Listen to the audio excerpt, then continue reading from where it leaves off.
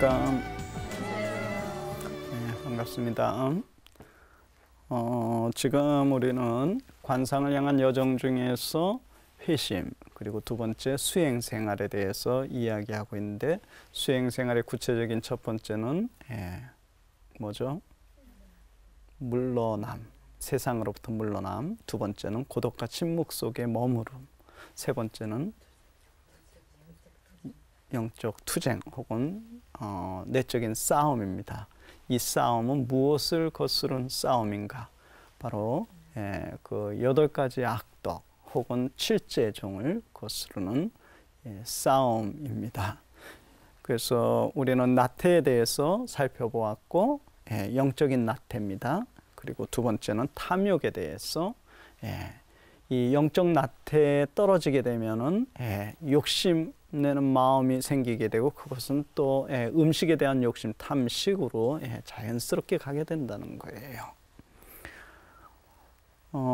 카시아누스는 엄격하고 철저한 금욕적인 삶보다는 오히려 중용의 중요성을 더 강조하기도 하였습니다. 왜냐하면 모든 사람들의 몸이 똑같은 단식 규정을 준수할 수 없다는 사실을 이 요한 카시아누스는 잘 알고 있었기 때문입니다. 그래서 만약에 이렇게 모든 사람들에게 똑같이 하루에 한 끼 식사해라 하면은 다 지킬 수 있나요, 없나요? 몸이 약한 사람에게는 2끼를 먹어야 되고, 또 그렇잖아요. 사람마다 다 다르니까. 그래서 너무 극단적인 것보다는 요한 카시아누스는 중용을 이렇게 강조하게 되었습니다. 이 중용의 정신은 특히 베네딕토 성인 규칙서 안에서도 계속 흐르고 있는 중요한 주제입니다.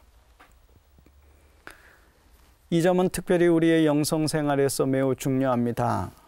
그 베네딕토 역시 음식을 언급함에 있어서 엄격한 이집트 사막 교부들의 금욕적인 규칙보다는 오히려 요한 카시아누스의 이러한 음식에 대한 중용의 정신을 따르고 있습니다. 그 이집트에서는 하루 한 끼 식사가 보편화되어 있었거든요.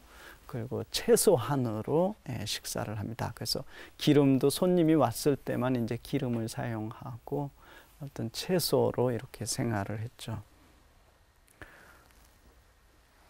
솔직히 현대를 살고 있는 우리들에게도 이집트의 엄격한 음식에 대한 규정을 따른다는 것이 쉬울까요? 이거 쉽지 않을 것 같아요. 어려움이 있을 겁니다. 반면에 음식에 대한 중용은 너무 많지 않게, 또 너무 적지 않게, 이것은 우리의 몸과 영혼에 크게 도움이 되며 또한 우리를 하나님께로 안전하게 인도할 수 있습니다. 그래서 너무 극단적인 거, 너무 많이 취해가지고 여러 가지 병들에 노출되는 것도 위험하고, 너무 적게 취함으로 금욕적인 삶을 통해서 몸을 또 너무 또 그렇게 하는 것도 어떤 면에서 위험을 내포하고 있습니다. 그래서 그런 것들보다는 적당히 취하는 것이 지혜인 것 같아요. 너무 많이도 말고 너무 적게도 말고, 내 초점을 놓치지 않을 정도로, 자기의 초점 있잖아요. 시선은 주님께 대한 초점을 놓치지 않을 정도로. 배가 너무 고파가지고 만약에 계속 이 배에 뭘 먹을까를 생각하고 있다면은 그것도 너무 좀 안 맞잖아요. 또 너무 많이 먹어가지고 아무것도 생각이 안 날 수도 있고, 그래서 이거 둘 다 초점을 놓칠 수 있겠죠. 그래서 그것보다는 적당히 중용, 이 정신이 더 맞는 것 같습니다. 이제 네 번째로 간음입니다. 음욕이라고도 하는데, 일단 우리가 탐식의 악덕에 떨어지게 되면 자연스럽게 다음 단계인 이 간음의 악덕에 우리 떨어지게 됩니다. 자연스럽게 그렇게 나아가게 돼요. 스케티스의 요한 콜로부스 아빠는 이제 난장이 요한이라고도 불립니다. 요한 아빠라고 하는데, 이분은 누구든지 포식하게 되면 자연스럽게 간음의 악덕에 떨어지게 됨을 지적하였습니다. 요한 카시아누스는 간음을 거스른 이러한 전쟁이 아주 강범위하고 또한 오래 지속된다는 사실을 지적하기도 하였습니다. 에바그리우스는 이 악덕이 금욕적인 삶을 살고자 하는 순수한 사람들을 더 맹렬하게 공격할 것이라고 지적하기도 하였습니다. 이 악덕은 남녀노소를 불문하고 많은 수행자들을 끊임없이 공격합니다. 예를 들면 사막의 안마 이제 교모들, 아빠들 아니고 여성들 극소수가 있었는데 아주 이렇게 손에 꼽을 정도로 안마들은 그렇게 많지가 않았죠.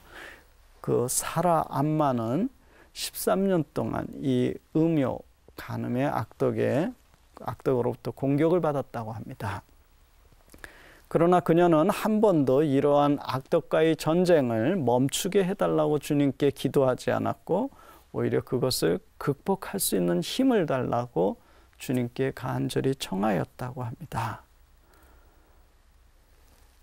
우리가 어떤 어려움에 처했을 때 기도, 진짜 겸손된 자의 자세인 것 같아요. 이거를 없애주십시오가 아니라 이것을 극복할 수 있는 힘을 달라는 거. 아주 예수님께서 십자가에서 기도하셨듯이 이 잔을 저에게서 또 마지막 시간들에 기도하셨잖아요. 이 잔을 저에게서 치워주십시오. 그러나 당신의 뜻이라면 이 당신의 뜻, 이 주님께 초점이 맞추고 있어요. 저에게 이것을 허락하시되 극복할 수 있는 아마 그런 기도를 하셨겠죠. 많은 교부들은 어떠한 상황에서 기도할 때 절대로 그것을 없애달라고 하지 않았고 그것을 극복할 수 있는 힘을 또 용기를 또 은총을 자비를 하나님께 청하였다는 사실입니다.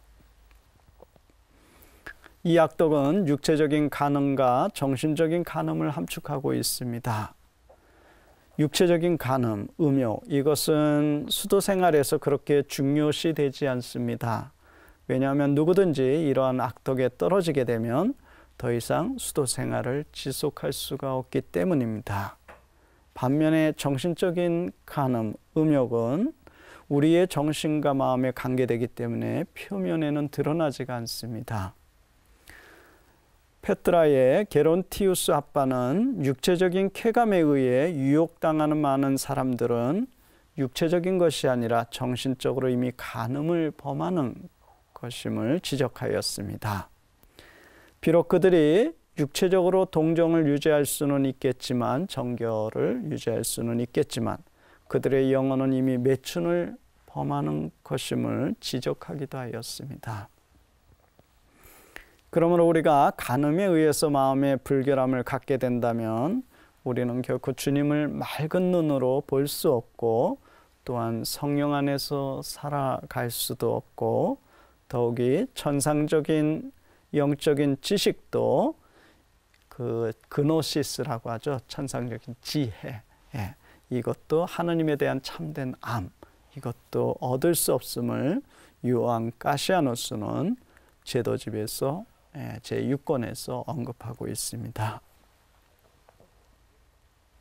그러면 영성생활을 깊게 하고자 하는 우리는 어떻게 이러한 악덕을 극복할 수 있는가입니다. 먼저 우리는 우리 마음을 언제나 잘 다스리고 잘 지켜야 합니다. 왜냐하면 사탄은 또 악령은 언제든지 열심한 그리스도인들을 공격할 틈을 노리고 있기 때문입니다. 둘째는 우리는 번잡한 세상 한복판으로부터 자주 물러나 고요와 침묵이 유지되는 고독 속에 머물 필요가 있습니다. 사실 세상 한가운데 있는 한 우리는 이러한 유혹들로부터 결코 자유롭지 못할 것입니다. 셋째는 이러한 악덕을 극복할 수 있는 세 번째 방법은 우리는 온 힘을 다해 주님께 간절히 기도해야 합니다. 진실로 기도하지 않고서는 아무도 이러한 악덕들을 극복할 수가 없습니다. 사라 암마 역시 그녀가 이 악덕의 유혹을 받았을 때 그녀는 하나님께 간절히 그리고 끊임없이 기도함으로써 이것을 극복할 수 있었다고 합니다. 네 번째 방법은 이 악덕으로부터 벗어나기 위해서는 하나님의 은총이 절대적으로 필요하다는 사실입니다.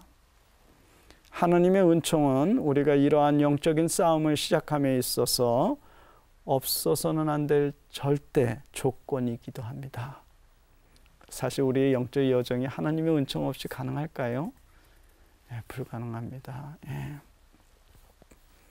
이 점은 우리의 영성 생활에서 매우 중요한데, 왜냐하면 비록 우리가 사람들로부터 물러나고 하나님께 지속적으로 기도할지라도 하나님의 은총 없이는 결코 이러한 악덕과의 싸움에서 승리할 수가 없기 때문이죠. 이제 다섯 번째로 이제 교만입니다. 교만. 일단 우리가 나태의 악덕에 떨어지게 되면 그것은 육체적이든 정신적이든 우리를 탐욕으로 이끌게 되고, 또한 그것은 자연스럽게 우리를 이 교만의 악덕에 떨어지게 합니다.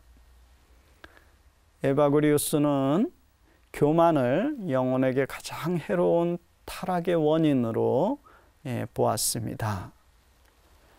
반면에 가시아누스는 교만이 이전의 다른 모든 악덕들보다도 더 사납고 무서운 악덕임을 제도서에서 지적하기도 하였습니다.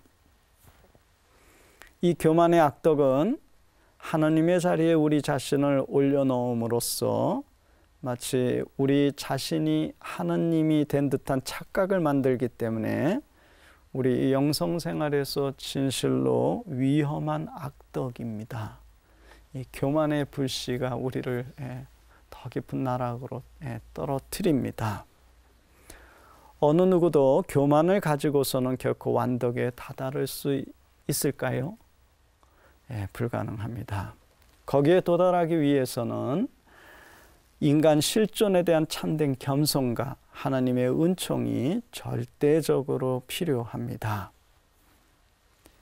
이 악덕은 특성상 영적으로 완덕의 정상에 거의 다다른 열심한 그리스도인들을 주로 공격한다고 합니다. 우리는 성경 안에서 그리고 여러 영성 서적들을 통해서 어떻게 영적으로 진보한 그리스도인들이 교만의 악덕으로 인해 일순간에 타락하게 되었는지를 보게 됩니다. 이러한 이유 때문에 베네딕토 성인은 우리의 영성생활에서 교만으로는 내려가야 하고 오히려 겸손으로는 계속 올라가야 함을 강조하기도 했습니다. 왜냐하면 겸손은 마치 하늘에 오르는 지름길과도 같기 때문입니다. 가시아노스 역시 교만을 파괴할 수 있는 것은 겸손임을 지적합니다. 교만을 파괴하는 유일한 도구는 바로 겸손이라는 거죠. 그것만이 우리로 하여금 완덕에 다다르게 한다는 겁니다. 그래서 영적으로 하나님께 나아가면 갈수록 더 겸손해질 수밖에 없게 됩니다. 겸손하지 않고 교만한 상태로 하나님께 가까이 나아간다는 것은 거의 불가능합니다. 이 악덕을 극복하기 위해서는 우리의 영적인 삶 안에서 하나님의 은총과 겸손이 절대적으로 필요합니다. 하나님의 은총 그리고 인간적인 그 겸손 있죠. 이것이 절대적으로 필요하다는 것을 요한 가시아노스는 그 제도서 제12권에서 지적하고 있습니다. 이 교만하고 겸손 이거에 대해서 베르나르도 성인이 이 비교해가지고 설명한 책자도 있는데 나중에 이런 부분도 시간이 되면 좀 소개해 드리도록 하겠습니다. 오늘 강의는 여기까지 하겠습니다. 감사합니다.